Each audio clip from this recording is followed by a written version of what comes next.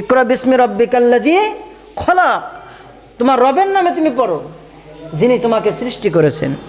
তাহলে এই যে বিসমিল্লাহ, বিসমিল্লাহর বরকত আছে না নাই? এই জন্যে প্রত্যেকটা ভালো কাজের শুরুতে বিসমিল্লাহ বলতে হবে। বিসমিল্লাহর পাওয়ারফুল, বিসমিল্লাহ বলতে হবে। প্রত্যেকটা সূরার শুরুতে আমরা কি বলি? বিসমিল্লাহির রহমানির রহিম, আলহামদুলিল্লাহি রাব্বিল আলামিন, আর রহমানির রহিম। আবার যদি অন্য কোনো সূরা বাকারা যদি পড়েন, বিসমিল্লাহির রহমানির রহিম, আলিফ লাম মিম, যালিকাল কিতাবু লা রাইবা ফীহি। পড়ি না প্রত্যেক সূরা? আর বিসমিল্লাহির রহমানির রহিম পড়ি। 114টি সূরার ভিতরে, সব সূরার ভিতরে বিসমিল্লাহ পড়ি, কিন্তু একটা সূরার ভিতরে বিসমিল্লাহ বলতে হয় না। কয়টা সূরার ভিতরে? একটা সূরা আছে, একটা সূরার ভিতরে বিসমিল্লাহ বলা যাবে না। সূরার নাম হলো সূরা তাওবা।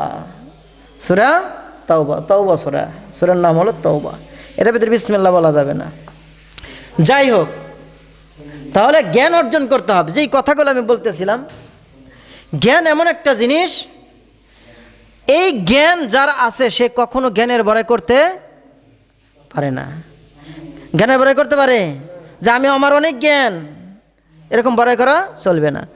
কারণ পৃথিবীর জমিনে যত মুহাক্কিক আছে, যত জ্ঞানী গুণীজন আছে, সমস্ত মানুষের ভাষা একটাই, নিজে যাকে বড় বলে বড় সেই নয়, লোকে যাকে বড় বলে বড় সেই হয়।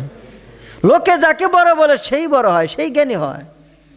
নিজে নিজে দেখবো আমি অনেক পণ্ডিত হয়ে গেছি, আমি অনেক বুঝি, এই বোঝা যদি পাবলিকে যদি গ্রহণ না করে, তোমার ওই বোঝার কোনো মূল্য নাই। পাবলিকে দাম করতে হবে। মুসল্লি, পাবলিক, মানুষ তোমাকে যখন দাম দেবে না, হ্যাঁ ও জ্ঞানীবান, ভালো লোকটা, তখন তুমি দামি।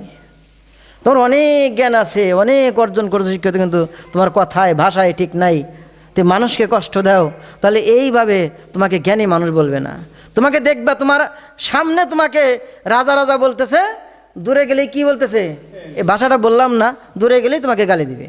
ঠিক কিনা বলেন?